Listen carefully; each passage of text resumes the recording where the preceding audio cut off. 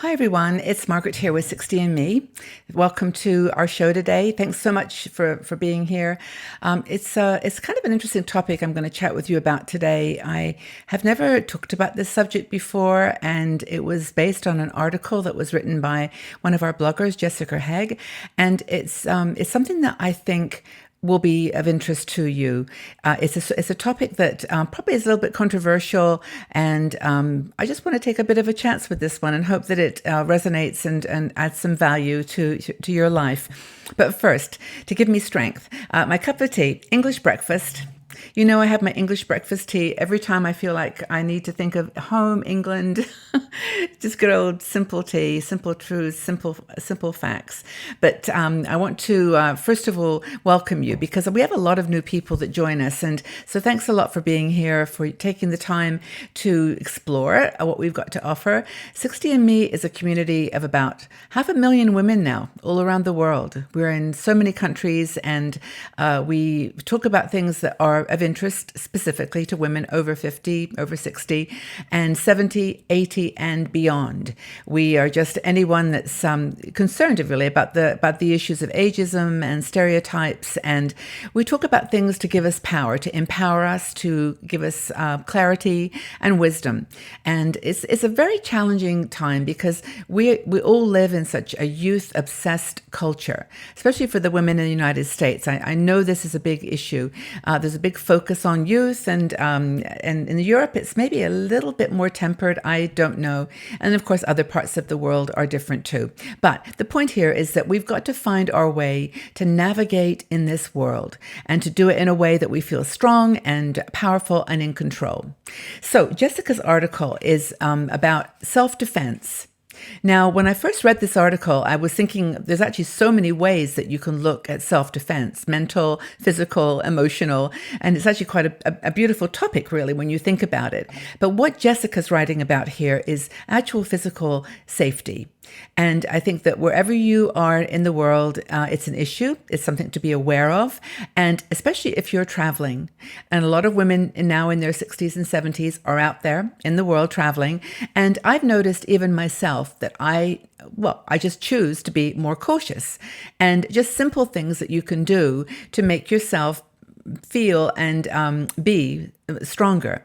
And the first thing she says, she points out, which I think is a really interesting fact, and this is one that maybe is the controversial part, is that 1 out of 10 adults over 60 experience some kind of elder abuse.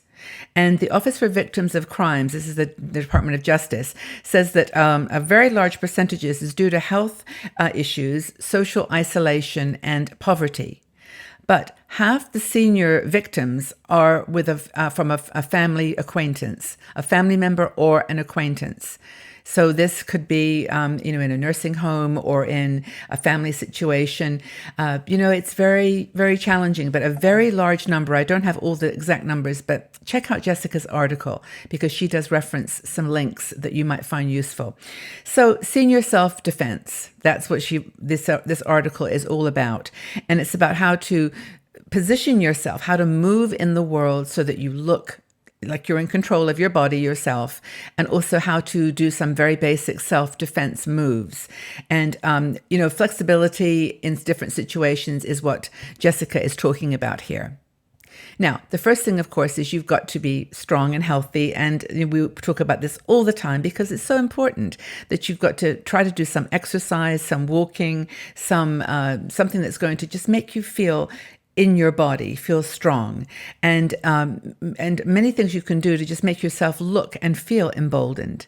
It's funny, I live in Switzerland, as you know, and I was on the streets yesterday, and there was a woman who walked past me. She was probably in her 70s or 80s, and she was walking with just determination, and she had her stick in her hand, like a walking stick, and you don't want to mess with her.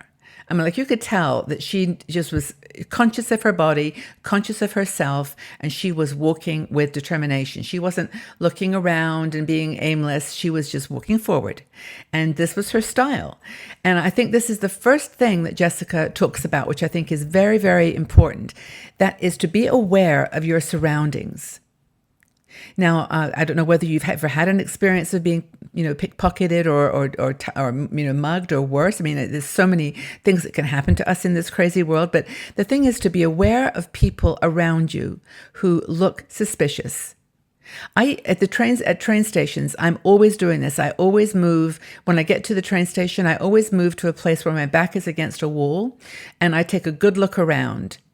And so don't do it while you're standing in the middle of the train station, like looking around, like, where am I? Where's the station instructions? Where's the signs? Go to a place where you can either sit down, like a Starbucks or a coffee shop, or stand with your back to a wall.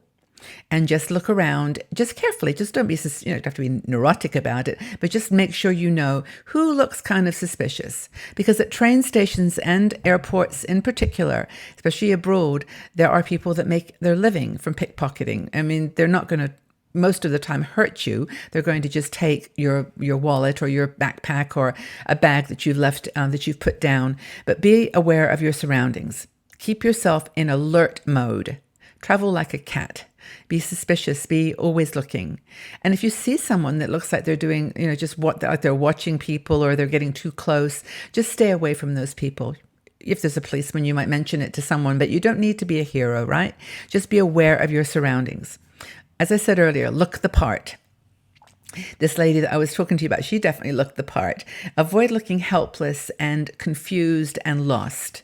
If you're feeling that way, which is totally normal and fine, just go sit down somewhere, go into a waiting room or into a cafe, or like I mentioned, just somewhere like safe, and just get your bearings. Don't look helpless. Don't flaunt jewelry or fancy, coat or bag or something that shows that you have money. Even if it's a faux fur or a faux necklace, just be careful that you don't make yourself obvious.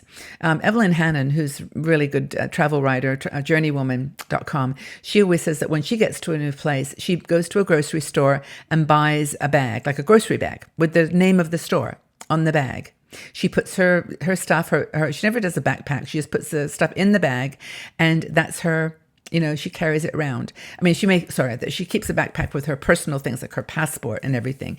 But when she's shopping, she'll put things in a local bag.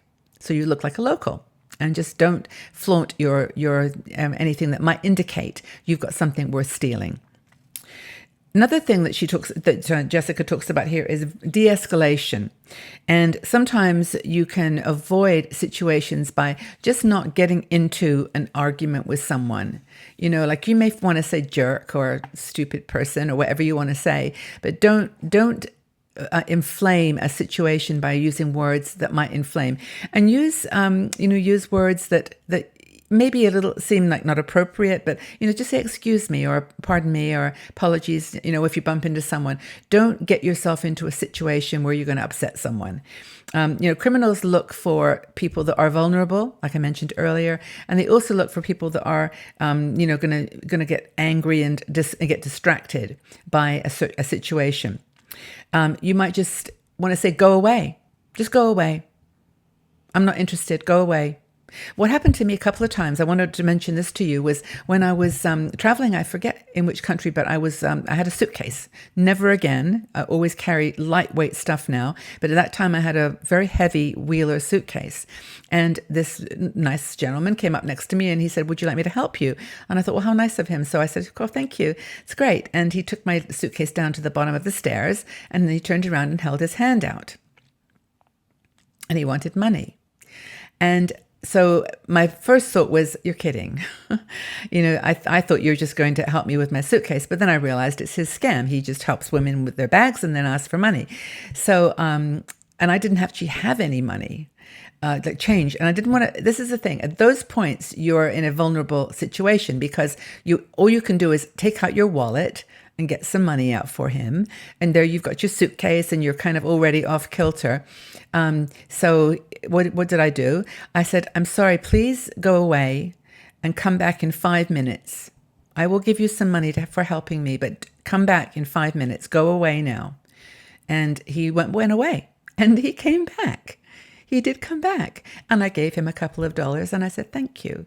So, I could have got upset and said, oh, what do you mean money? What do you mean give you money? You just helped me with my luggage.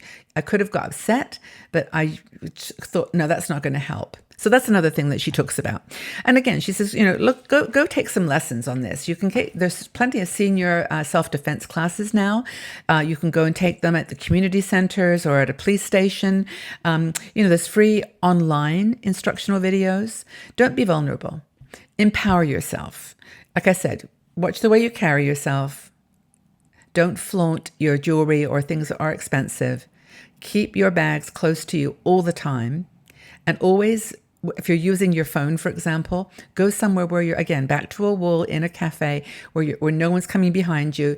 You can just look at your phone and be unobtrusive. But I always like to go in a coffee shop and just sit down, have a tea, or even just sit and have a glass of water. Most places don't mind. Just get your breath and don't panic. So I hope that you found that useful. Thank you, Jessica, for writing this article. I'd like to ask you what self-defense techniques you are familiar with or which ones you might use. And share any situations that you've been in where you used creative thinking or you used some technique that would be of value to other women in our community. I really would appreciate that. It's important. We have to stay safe. So again, thank you so much for being here. Please check out our 60andme website, 60andme.com, all words, because we've got articles on this topic and lots of other things that you might find of value. And I really do look forward to your comments. Tell us about any self-defense techniques that you have learned. Okay, everyone. Well, thanks again, Jessica, for the article. Check it out if you want to read it in its entirety. Let us know what self-defense techniques you've used, and we'll look forward to chatting with you again very, very soon. Bye-bye for now.